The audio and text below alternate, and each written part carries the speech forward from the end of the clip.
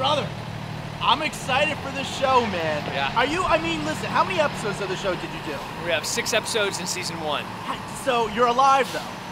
Partially. I mean, I'm still, my heart's still beating, my brain's still intact, so yes, I'm still. So tell me about this show. It's an insane concept, you know? The idea is, you know, we had dirty jobs, this is dangerous jobs, but it's so much more than that. You know, this is like the Anthony Bourdain sights unseen, where we're taking you on a journey, we're taking you and, you know, walking down the street in boots of people that do the most heroic, courageous things every single day that I could barely do. You know, like I'm a tough guy. I'm kind of a badass, and I go and do these jobs. I'm just like, how do they live? How do they survive doing this every day? Well, what was the scariest job? I mean, obviously, you just tell me some of the stuff you did, and what was the scariest thing that you almost actually became close to dying? What was the one? Oh man, you know, we cover EOD bomb techs, so you know, blowing up, playing with bombs, avalanche control, so putting me at the base of a mountain, burying me in an avalanche, experimental test pilot, putting me in a plane. You know, setting on fire, crashing it, ejecting me out of it, spinning through the air with my visor frozen shut. I mean, this is like, we do this every day. Did you ever get nervous that, like, what's the insurance like on this show? The insurance is stupid. That was truly the limitation. Like, people are, was there anything that you wouldn't do? I was like, no, I'll do anything that the insurance would let us do. Yeah. You know, like, it came down to like, no, you can't do that. Because we wanted to take a plane, set it on fire, push it out of the back of another plane with me strapped inside of that plane, and then they're like, you can't do that. I'm like, but somebody else survived doing that, so why can't I do it? Like, it's insane. Because that is insane, exactly. Yeah.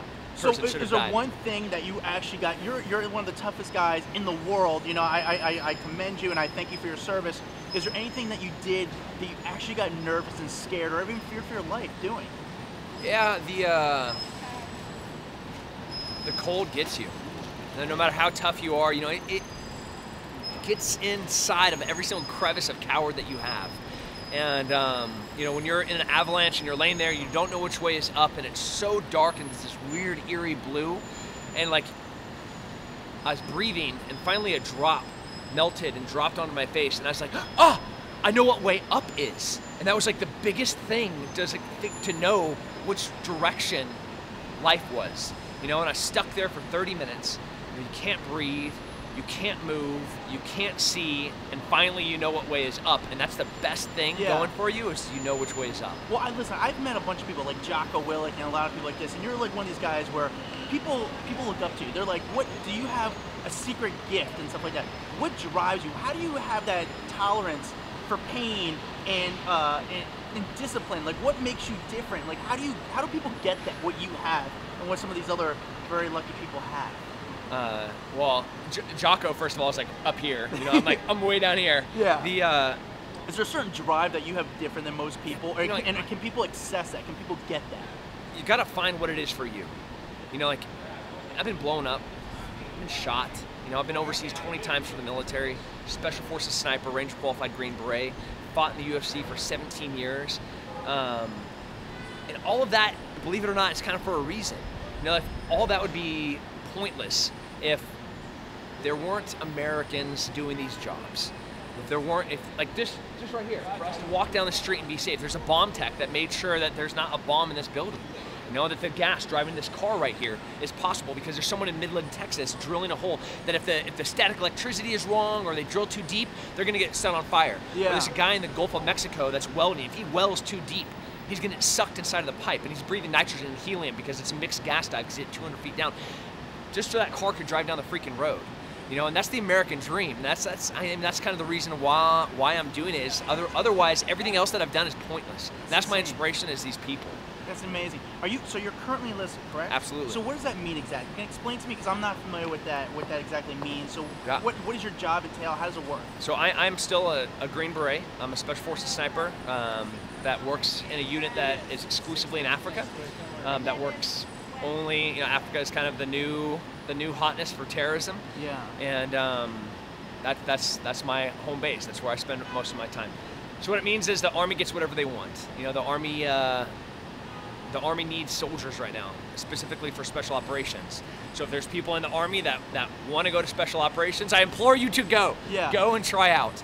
But we also need a population of qualified applicants. The Army knows that. So there's kind of an opportunity for for me to be on, shows like this and to do my show that encourages and inspires people to maybe go do what I did. That's amazing. And it's the best job in the world. Best job in the world. I commend you for doing that stuff like that. And I also want you, Hitler. I know you're big into the Hitler story.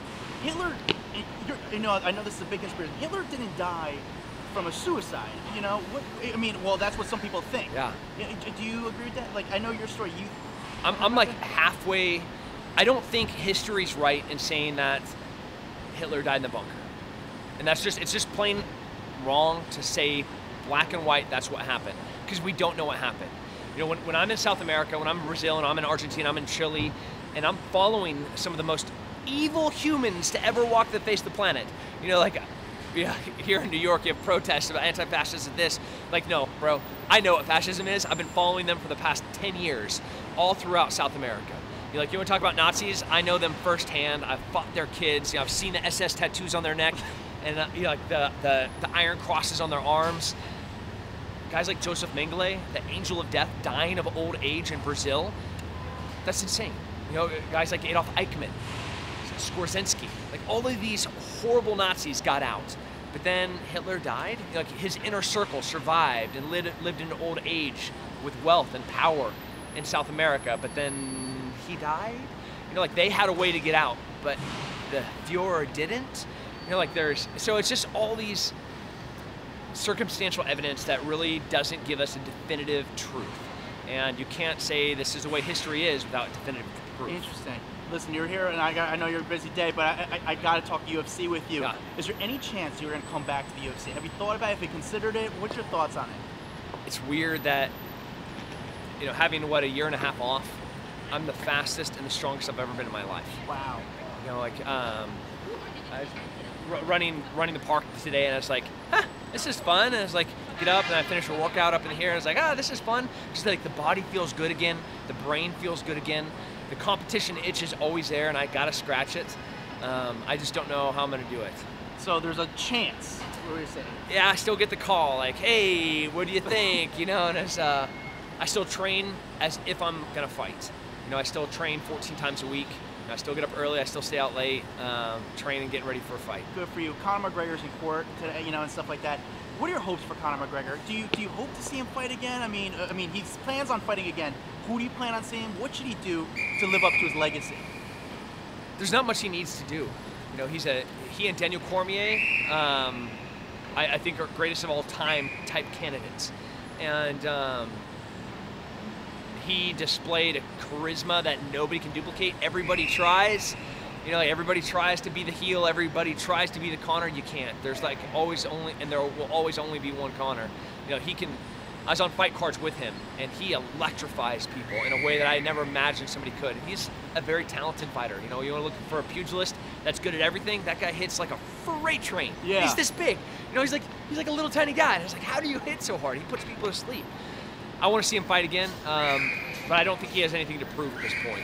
Interesting. One last thing. You had some amazing wins.